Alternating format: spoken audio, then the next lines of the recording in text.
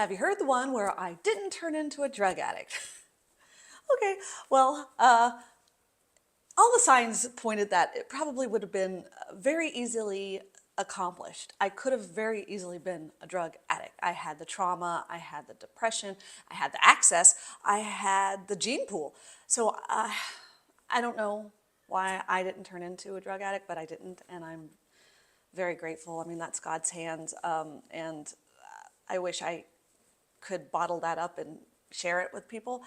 But I'll tell you my story of how I didn't turn into a drug addict, and maybe there'll be some gems or some knowledge within that. Uh, let's see. I had a lot of friends and family in within the drug world. People in high school, there was Carl, he overdosed. Joe, he overdosed. These were my friends. My mom's boyfriends would constantly, like she'd have a boyfriend and then they'd overdose.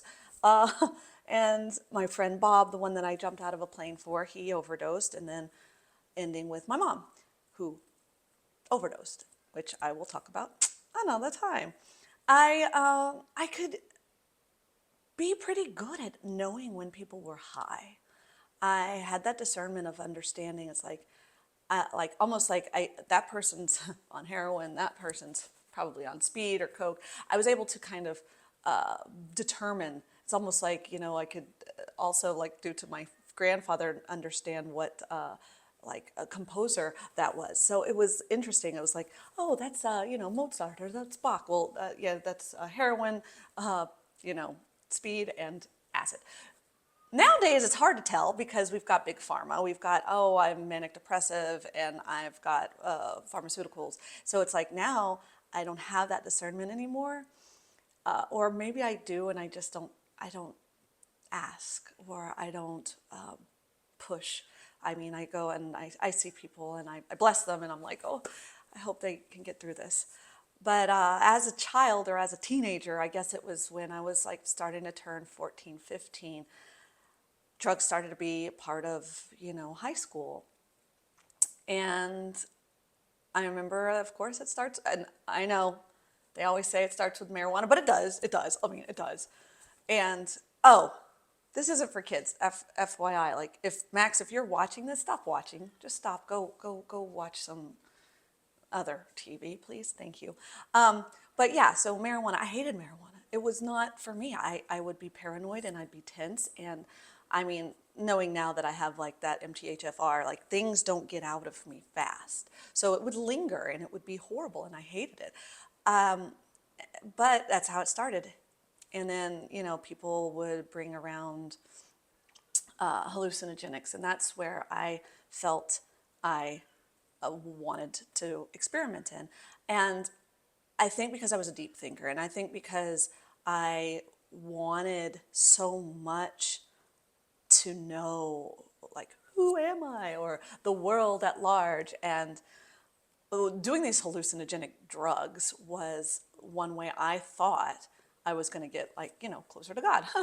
But, and I know that it's a big thing to do now, but knowing what I know now, it opens you up.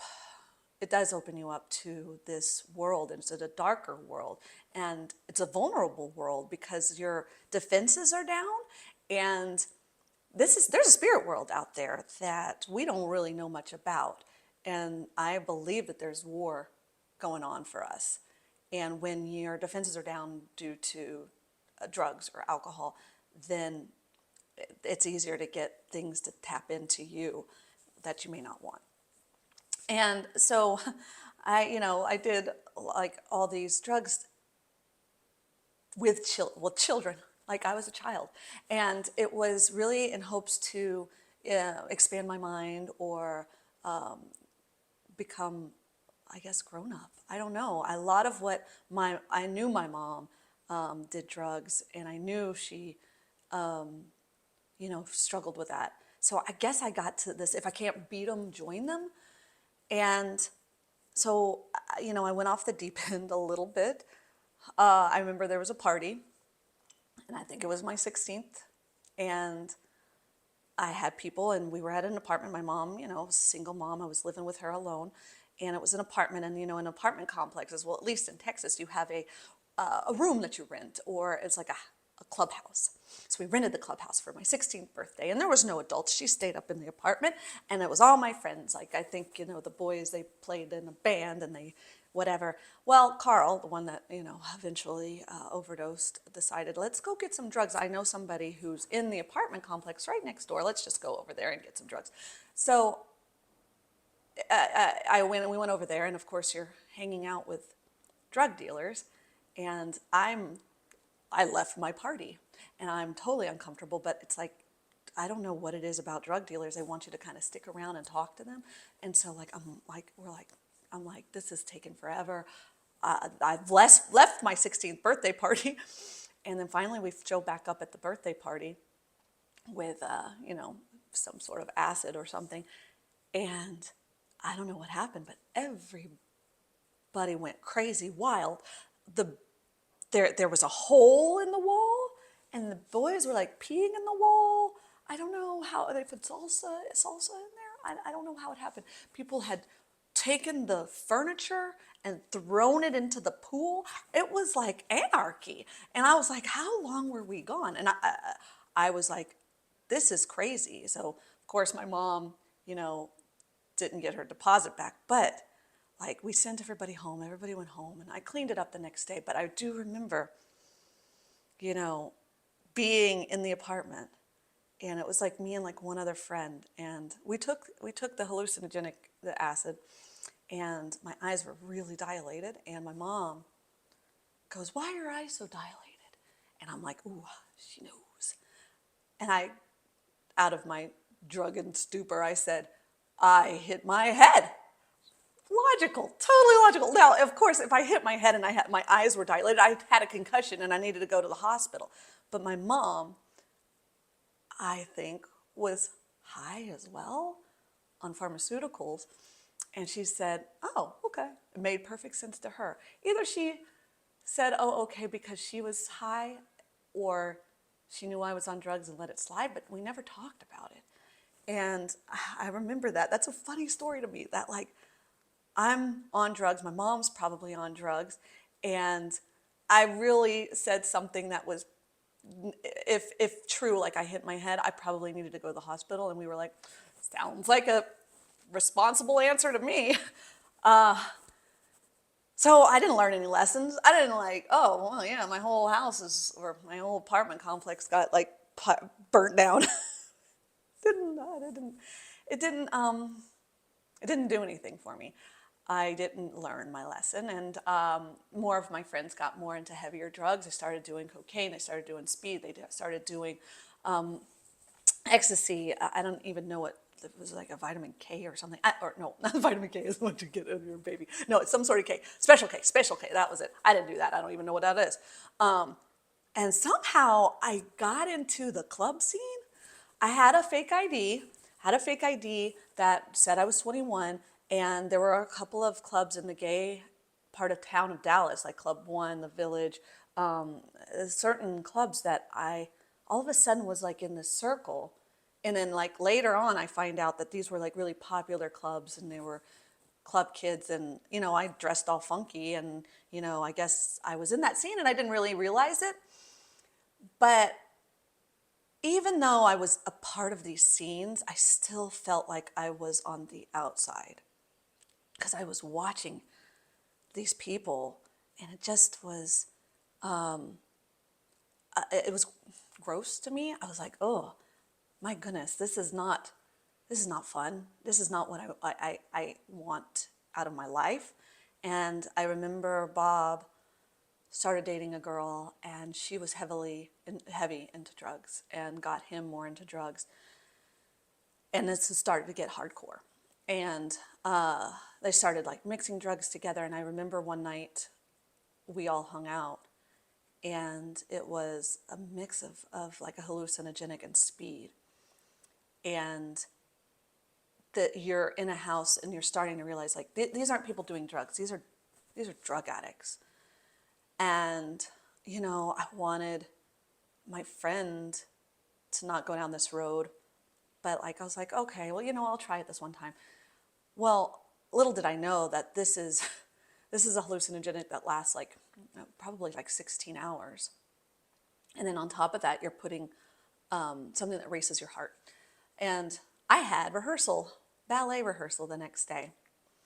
But they were like, you'll be fine by rehearsal tomorrow. It'll be fine. And I took it. And, you're awake the whole time. And you're feeling like it's going to last forever. And I get paranoid and crazy and like nutso. And then it's time for rehearsal. And I'm like, oh, yeah, I'll just go to rehearsal. We had hired, in the company, that we had hired a professional choreographer to come and set a ballet on us. And this was like the audition. And so like I go there and I'm at the bar and I'm doing plies and I am not functioning properly at all. And I realize it and I'm like, I can't do this.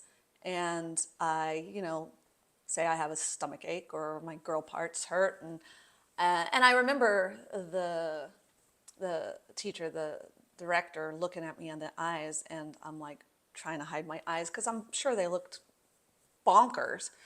And I remember lying to Janelle. And I remember because I got into the car and she was coming in and we were dancing together and she's like, are you all right? I'm like, oh yeah, I just don't feel well.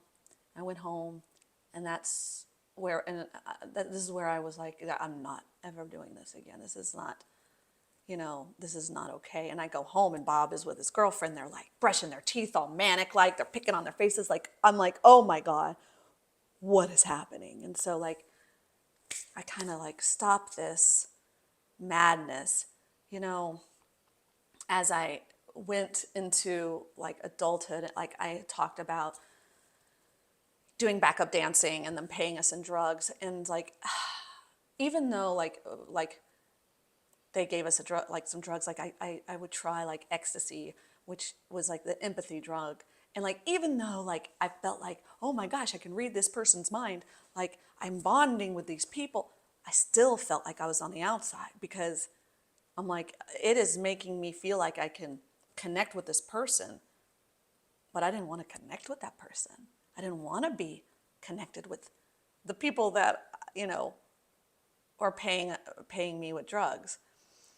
And so it's like playing Russian roulette. And I didn't like the feeling anymore.